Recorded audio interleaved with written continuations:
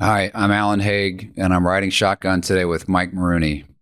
I first met Mike back in 1996. I was heading up the brand new mergers and acquisitions department at AutoNation, and Mike Maroone and his family had just announced they were selling their dealership group, one of the mega groups in our country at that time, for $200 million to AutoNation. In today's dollars, that's way over $400 million. Mike ran AutoNation as president, chief operating officer, board member for over 20 years. It was the world's largest auto retailer at the time, and he had the responsibility for hundreds of dealerships and dozens of manufacturer relations. Mike's not only among the most intelligent and experienced auto dealers I know, he's also one of the most intelligent and caring people that I know. So I think you'll really enjoy riding shotgun with me today and my conversations with Mike Maroone. So I have the pleasure of sitting here today with a longtime friend, mentor, boss, Mike Maroone. Mike, I think I've known you since 1997. Is that when you joined AutoNation? That is correct. I was well aware of the Maroone name before that because I lived in South Florida, and I saw in every Sun Sentinel all the ads that would be run, and the term price and selection, that's Maroone, I believe, was the tagline back in the 90s. I want to talk a little bit about your history in the car business, how you got started, the AutoNation chapter, and maybe even more importantly, the chapter that you're living now, where you've involved family members and you're building another industry-leading auto retail group. So let's go back to the beginning, if you don't mind. Can you take me back to Buffalo in the 1970s, I guess, when you maybe had your first visit to a car dealership, and what was that like? Actually, it goes back to 1955. My dad bought a Ford store in Middleport, New York for the price of $30,000. Our Ford rep, he had left the Ford store. Ford thought he was pretty talented, and they said, "We've got a store for sale. They want $30,000." He said, "I'll take it." That was the good news. The bad news is he didn't have $30,000 or $1,000. So he borrowed $5,000 from his father, who swept floors in a steel plant. He borrowed $5,000 from his father-in-law, who was a carpenter, and the last $5,000 came from his sister's pension at the Ford plant. Then borrowed money. So I was in love with my dad every day he was on Earth, and all I wanted to do was be with him. So after he bought that store, from the time I was a little kid, I started hanging out in car dealerships. So I want to come back to this a little bit later, the idea of how can you get your first store? Because dealerships have become so incredibly expensive today. If we have a chance later, I want to get your opinion on how a general manager can perhaps become an owner. Okay. So you started or your family started in the 1950s, and then to see your dad, I recall you didn't see him at home much. Where did you see him? He worked 6 days a week. And he would come home late, and my mom would literally have people lined up in the living room to buy cars. The store was 30 miles from our home. And so Sundays he was home because they were closed Sundays in New York State. And that was my day to hang out with my dad unless I went to the store. So. And your mom was involved in the business too, as I recall. She was. She literally chased parts in her station wagon, and I was in the back seat before car seats, which probably rattled my brain a little bit, but it was a family affair. So you were riding around in the back of the station wagon with some brake pads and alternators or whatever else. Whatever it took. When you're broke, you do things a little different. So your dad bought his first business without almost a penny in his pocket. Correct. Now, that led to a career in South Florida. So maybe you can fast forward to, I think it was the late 70s when you first came back down to Miami? Yeah, so he built this great business in Western New York and became the number one retailer in the market for a period of time, and built his first facility and spent a lot of money, a whole $200,000 to build that facility. And he realized there wasn't going to be much growth in Western New York.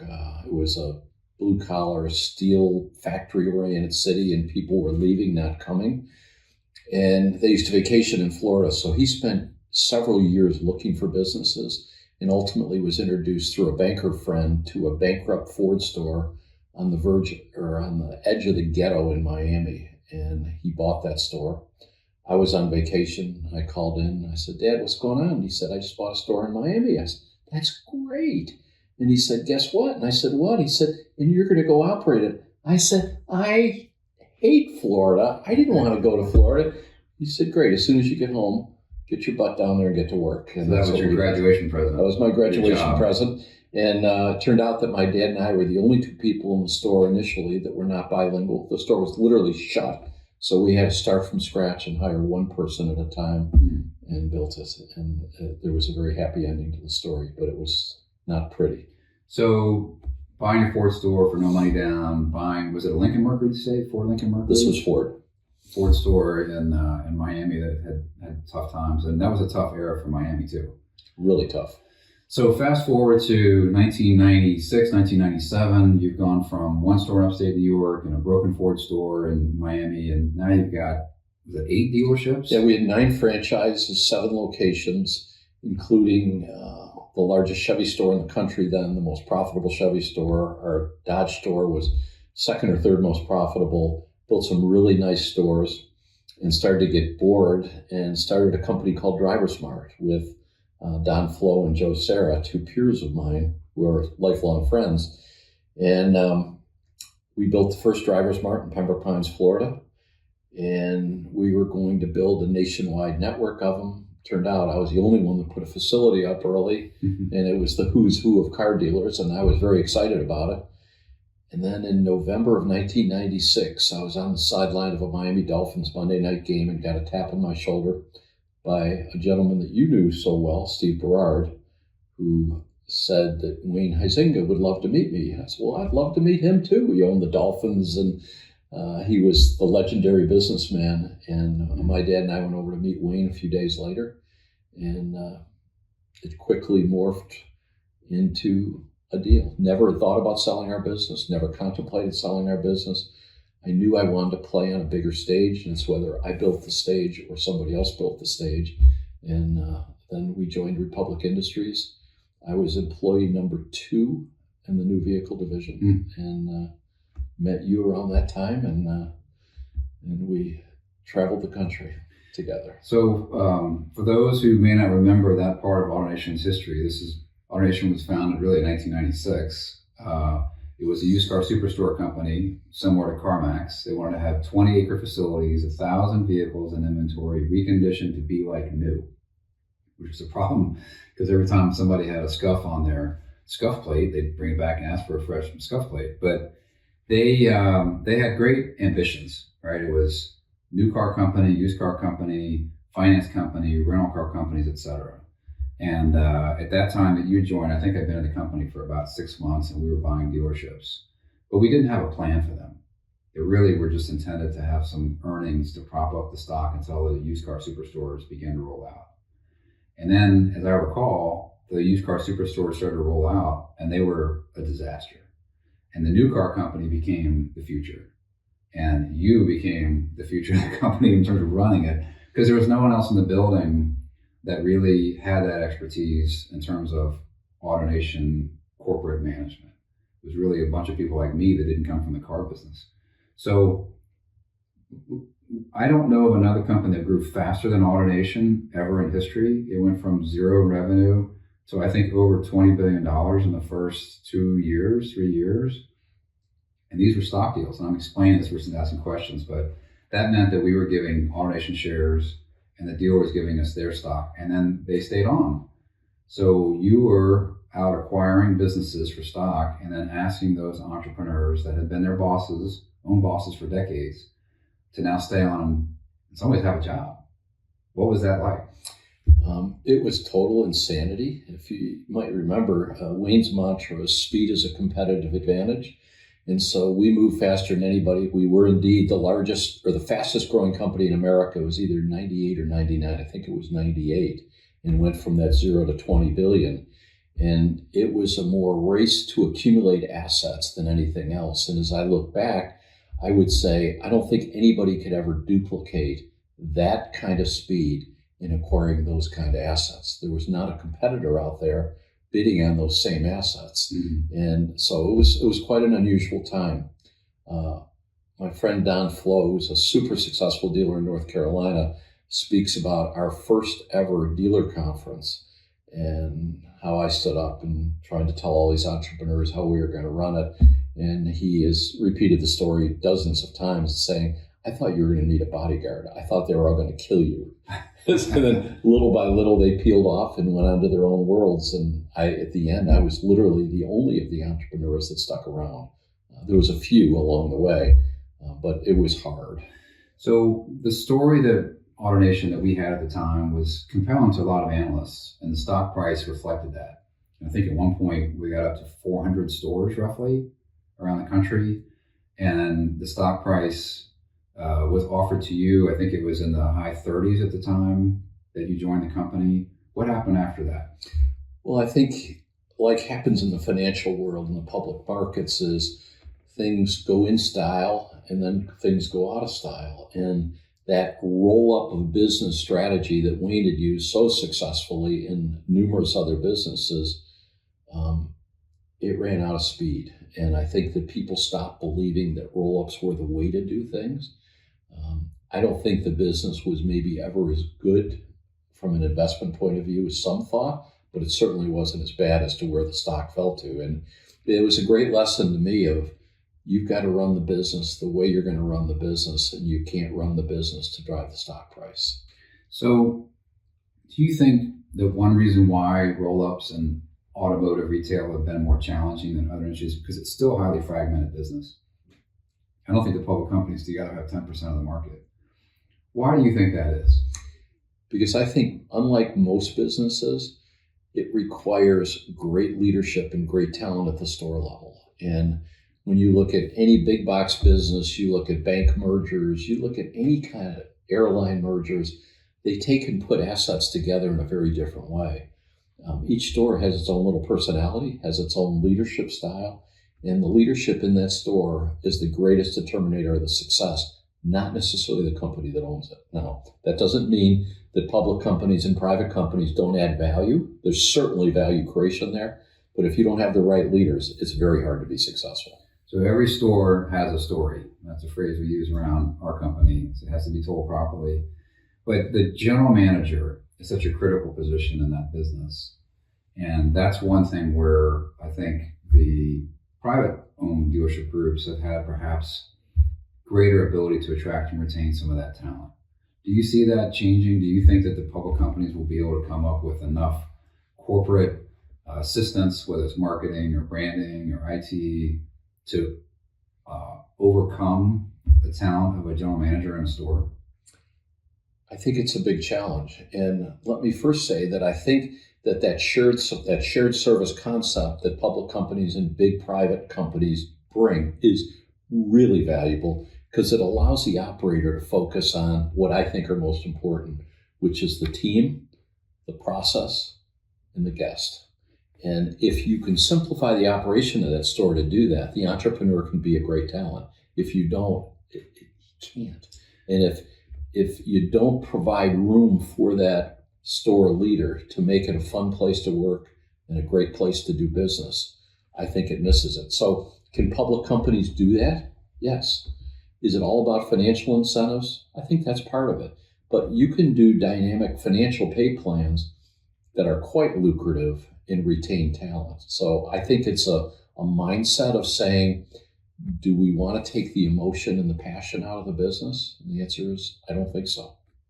So you mentioned shared services. Maybe you could explain what those services would entail for the optimal mix kind of between the public company model and the owner-operated group. I think that there's things like IT, cybersecurity, insurance, recruiting, facility management, marketing in many situations, maybe not all situations, that are way better done with subject matter experts and professionals than they are letting the entrepreneur do it. And, in the early days of AutoNation, we tried to build models for different franchises that drove compensation to a select percent of the gross, but didn't try and mandate what the elements of that compensation were, or how much money people can make. Later, we morphed onto a more of a controlled environment, which you could debate whether it was successful or not. But I think there's certain things that you want to provide space and other things you don't. And to me, if you get the right bottom line result, you get the right penetration in the market, the right return on investment, the right culture, the right CSI, the right reputation scores, you provide more freedom to that operator. And when you don't get those things, you provide less freedom. So it's kind of a expand and contract environment. So looking back on those years, I had the pleasure of traveling with you on the Leader 60 or whatever that was, all over the country, meeting with dealers, entrepreneurs that were interested in teaming up with AutoNation, because there was a belief that public companies would change the business, and that Wayne might do in auto retail what he did in Blockbuster and Waste Management, et cetera, and really take share and hurt smaller operators. That hasn't really panned out. Smaller operators are still out there. And you've gone now from running a group, I think AutoNation peaked, I mentioned over 400 stores. Mike Jackson, your former colleague at AutoNation, had a phrase about you, which was Mike Maroone used to get us up in the morning and put us in bed at night because you worked harder than anyone else at the company. But now you retired from AutoNation. Now I think it's 9 years you've been gone, and you've formed another dealership group, a family-owned dealership group. Would you share with us what's happening in your family? I will. And I would tell you, at AutoNation, we all had to sign 1-year non-competes. I was the enforcer of those non-competes. So I literally sat out of the market for 1 year. And at midnight, the night that my non-compete ran out, I was at NADA, one of the one of the automotive news events. And I instantly started trying to make connections to get back in the business. I missed the business terribly. But I also knew I wanted to do it in a different way. I was at a much different age, much different financial picture. I had the financial stability to go do it. But I call the phase a knowledge transfer phase. And I think all of us that have grown up in the business world have accumulated this knowledge. And I guess maybe it's ego or some other drive, but I didn't want all that knowledge to go to waste. And so I wanted to transfer knowledge to another generation of family members, while at the same time respecting that the world wasn't going to be the same forever. So it wasn't we had to do it the way Mike did it 25 years ago, but instead there's some guiding principles. And that's what we tried to do, is bring the guiding principles, things like a freedom frame of how you make decisions. And I've been blessed enough to have 3 family members, neither of my children, but 3 family members that I care about deeply. One of them is our COO, one of them is our CFO, and one of them runs our largest store. And for me, the fun is be able to share my knowledge, but then gain their knowledge of how business is done today, more about the digital world, more about how to build systems in a different way. It's been just a wonderful chapter. And then the second part of it, Alan, was I made a decision that I wanted an owner-operator in every store. Mm-hmm. And I always say, when I put my head on the pillow, whether I'm in Florida or Colorado or someplace else, I want to know that there's somebody that's got real skin in the game, and the success of that store really matters. And I want to be able to help that operator create tremendous wealth for themselves and their family. So it's a combination of having family members, a small shared service team, and then have real smart entrepreneurs in the stores and find a way to manage them in a different way than I did at AutoNation or in the early years. So you've got maybe the optimal blend of what you learned from public company management, and I think a couple of lessons you might have learned from the public companies that you didn't see that commonly out with privately held organizations. If you could point to 1 or 2 things you think the public companies do well, what would you say? I think the public company's access to capital is amazing. And, your firm's been able to generate some huge deals. And whether they're private equity funded or public company funded, they're not generally funded out of an entrepreneur's pocket. And as you know, what's in your pocket is after-tax cash. It's not pre-tax cash. And so you work really hard to make that money, and it's a different way to generate it. So certainly the cost of capital, the access to capital is one. But I think the other thing, and my greatest takeaway from AutoNation, is I got to work with some really smart people. And not that the people in my private cap life weren't smart, but whether it was a CFO or the person in charge of IT or the person in charge of facilities or the person running M&A, as you did, I learned from every one of those people, and they made me better as a businessman and made the company much stronger. So access to talent is the other big thing in public companies, where they can attract different kinds of talent, people with very different educational backgrounds than auto retail. Would you say measuring return on investment is one area where the public companies are a little bit spend more time than some entrepreneurs might, or are you seeing kind of the same exercise both ways? I would say maybe in the early days, but not today. I mean, we measure everything you could think of to maybe an insane degree, but we're always looking at IRR. We're looking at what kind of returns we're getting. We focus on cash returns and try to have modest amounts of leverage, so cash on cash is what really matters. And so I'm not sure it's that different. And I think some of the lessons I learned at AutoNation from both shareholders, board members, and management really helped me think through the business in a different way. So you're a new group, and how many stores do you have? We have 8. 8 stores, and what are the brands and the locations? So 7 of the 8 are in Colorado, and there's 4 General Motors stores, a Ford store, Honda store, VW, and then I have a Chevrolet store here in West Palm Beach, Florida. And in each of those dealerships, you've offered, sold, have some type of equity component for your general manager position. Correct. We do it so that when the general manager goes in, they've got to work a full year before we offer them ownership, just to be sure there's a good fit, be sure they like my style, I like their style, that they're able to deliver the 4 or 5 things that are most important to me as an owner. And we then sell them a piece of the store. I take back a note at a fair interest rate, not personally guaranteed, not linked to somebody's houses. I don't ask the spouse to sign a note. It's a commitment, and it's on top of their pay plan. So it becomes quite lucrative to the operator if they run a successful store. But it's my way of having real passion and ownership in the store. And frankly, I didn't invent it. I learned it from my partner, Joe Serra, and others who have done it very successfully. And so you've got the ability to attract and retain a highly talented entrepreneur that's going to come and work their tail off because they have a chance to amass real wealth in their lifetime that they can pass down to their families. And then you complement their entrepreneurial talent and their work ethic, their energy, etc., with the shared services that help to enhance their performance, but also prevent against risk. Do you see it both ways? Definitely. I think that's exactly what we do. We try, first of all, it's my capital that's at risk initially. And so I'm risk averse to a degree without the control. And that's where having the executive team with William Knowles, the COO, John Hochter, the CFO, are invaluable because they're deeply involved in the businesses. The Colorado partners report to William now. That's a new change we've made. The Florida store reports to John. I oversee him, but the 3 of us talk every single day, including Saturdays and Sundays, short calls.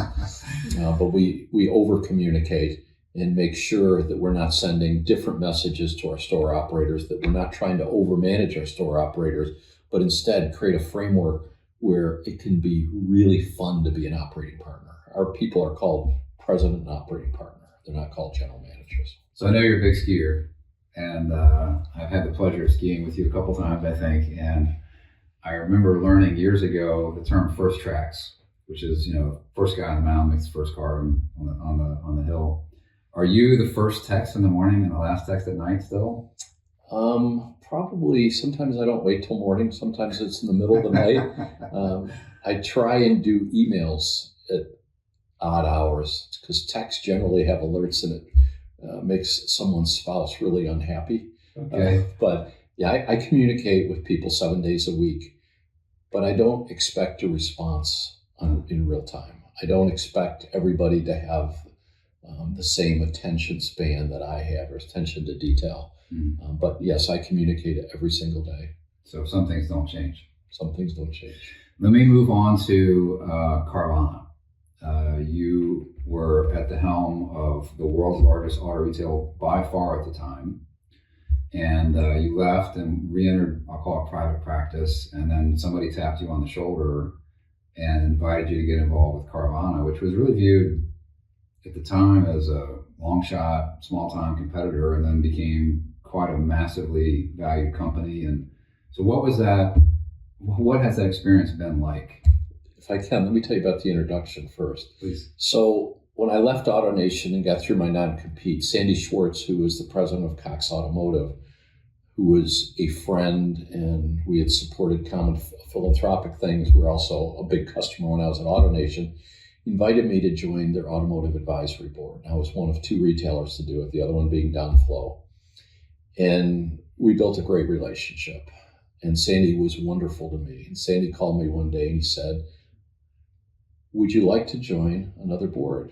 And I said, "Sandy, I really appreciate it, but I have no interest." And he said, "Will you do me a favor?" And when Sandy Schwartz asked me to do him a favor, the word no was not among my selections. It was, of course. He said, "I'd like you to fly out and meet Ernie Garcia II and Ernie Garcia III. I said, "Okay, Sandy, I'll do that." And I did all my background and was fully prepared, as you're supposed to be, and went out with the idea of I could check it off the box and tell Sandy that I did what he asked me to do. And went to lunch with the two Garcias and sat and listened. And it reminded me so much of when I met Wayne Huizenga. Big vision, incredibly smart, really good people. And at the end of that lunch, Ernie II said, "Well, what are next steps?" And Ernie III stood up, held his hand out to me and said, "We'd really like to have you." Ooh, the presumptive close. For the presumptive close. Okay. And I said, yes. So he recently did a tribute video to me and he said, "You made two mistakes. The first was you agreed to come see us. And the second is when I stood up, you shook my hand." And honestly, it's one of the most fascinating things I've ever worked through the highs and the lows. It reminds me so much of AutoNation. There was a mutual friend of ours by the name of John Shanks that ran the Dobbs Group. And John used to say, going back to your ski analogy, there's no track to run on. There's nobody we are following. We're plowing new ground. And that's what I loved about Carvana. But what I really loved about Carvana is the same thing I loved about AutoNation. The team of people are incredibly smart, incredibly passionate, and scrappy as hell. And whether the stock's 360 or 3, they work tirelessly. For me, it was to have a front row seat at the future. I believe that digital retailing is a big part of the future. I think the ability to sell used cars sight unseen based on trust was a really hard business proposition. And I think they've done an amazing job. Have they made mistakes? Yes. I've enjoyed every minute of it. And it's helped me be a better business person. It's helped me be a better person. What risks do you see today on the landscape for auto retail? I think there's many risks. The short-term risk is affordability, and it's that way in housing, it's that way in auto retail, all big ticket items. There is a class divide in America that I'm very uncomfortable with, and it's not necessarily about where you grew up or the color of your skin or your nationality. It's an economic class divide, and affordability is a really, really big problem, and it worries me a great deal. I think that's one risk. I think the other risk, and it's been a risk since I've been in the business, is the OEMs who are well-intentioned, really good people who believe that they can run businesses better than us. And when they don't own the business, they can't run the business. So what they do is they create margin structures with a bunch of things that they think are important. And I think that level of influence is not healthy for the business, and I think it's a risk. You think that's because it creates inefficiencies? They want you to spend time and money on some program that doesn't really benefit the consumer? I think their intentions are good. I think they believe that retailers won't get there on their own, so they have to encourage us to get there. And I would say most of us auto retail entrepreneurs believe we put our guests first. We don't put ourselves first. We put the guest and the experience first, because that's our product. Our product is the retail experience that we are in control of. And I don't think people need to do that. I think there's one other risk, and it's one that's really come up the last couple of years that'll be sensitive to some, and that is this right of first refusal situation, where in states that allow it, dealers or buyers can work on a deal for a year or two or more and build a relationship, build trust with a seller, and then all of a sudden those relationships are destroyed and the deal's handed off to a friend or whatever motivates that particular OEM. They may have some sort of quota, some sort of restriction, but it's a way of circumventing state laws of having qualified candidates. And it really worries me because I think it puts concentration of power in the hands of people that weren't necessarily intended to have that deal based on the relationship. Well, we see that in our practice too, by the way, that certain states that where right of first refusals are prohibited, Florida, Texas, North Carolina, to name a few, the dealership values are higher because I think people compete for them more. Mercedes is a franchise that's been pursuing roofers quite a lot, or enforcing roofers quite a lot. And in my opinion, it's creating a chilling effect because if you're not a Mercedes dealer today, why would you make an offer on a Mercedes store if you think that Mercedes is going to take the deal away from you? So it's going to erode franchise value. So if I have a group of stores and I'm in a state where roofers are allowed, do you put your best talent in the Mercedes store or do you put them in the BMW store or the Toyota store? I remember another phrase that might have been yours or Mike Jackson's, that auto retail is a battle for talent and capital. And entrepreneurs are going to put their capital and their talent in the businesses that are going to provide them with the highest return on investment. Is that fair to say? Yeah, I think it's exactly the way the world works. And listen, I don't think the OEMs are purposely trying to destroy the dealer base, but I think it's certainly a disincentive to pursue the right kind of deals with the right kind of team. And in order to retain talent, oftentimes you've got to show people a real clear growth path. And part of a growth path is acquisitions, and it's an important component of our business strategy. So another phrase, I'm using a lot of cliches, but Sam Swope, a dealer that we know has passed away now, he had a couple phrases that I remember, but one is, when you're green, you're growing, and when you're ripe, you're rotting. Back to that, growth provides all types of healthy benefits to an enterprise: talent, opportunity, greater mass, greater economies of scale, et cetera. So we talked about some of the risks, and it's interesting you talk about the division and how expensive things have become. What opportunities do you see today in auto retail? I think the opportunity is still with the guest, of determining how you can differentiate yourself with the guest experience. And I know this is quite trite, but Amazon's redefined our world. Instant answers, competitive price, same day or next day delivery, unconditional returns, and I've experienced some of that with Carvana as well. It makes us up our game, and I think it keeps it exciting because if I do the right thing for guests, if my people are properly trained and add value at every step of the transaction, I'm going to earn that customer's business. And if I don't provide value, it's just a one and done transaction, and none of us want that. So 2 more questions for you. If you are hardworking, ambitious person in auto retail, maybe you're a sales manager, maybe you're a general manager, and you want to try to own your own store one day, what path do you recommend to him or her? I'm biased in my answer, but the best path is to find an entrepreneur that, once you gather the talents, will allow you to get equity in that business that you can then monetize. Now, no one's giving you 51% of a store in most cases. You might have 5%, 10%, 20%, but you can, with the right understanding with your entrepreneur partner, you can monetize that and move on and leverage that into another platform. It's very hard to do just working for a salary and paying tax. After-tax money doesn't grow fast enough for most people to allow you to go buy a good store at a good market. It's almost, given what's happening with real estate and goodwill values, almost impossible for a normal person working in the business to 100% own one of their stores right away. Instead, you've got to take this intermediate step, perhaps of becoming a partner with a dealership group, where they can loan you the money, you can get started, you can grow, you can generate wealth, and then perhaps in the future go off and do your own thing or another store with that same platform.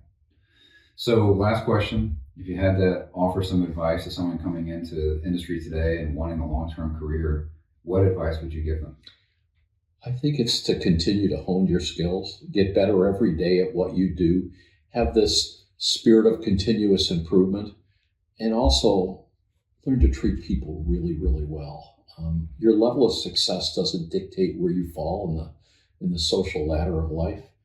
It's the person you are. So you have a reputation, you have a capital account, you have these different assets, and you want to make sure that you treat everybody exceptionally well on the good days and the bad days, and that you become a student of the business, that you build relationships, you build a network of friends and associates that help you get better. All right, Mike Maroone, thank you so much. Pleasure's mine, Alan. Thanks for being here, and thanks for including me in your series. Oh, this is fun. Yeah.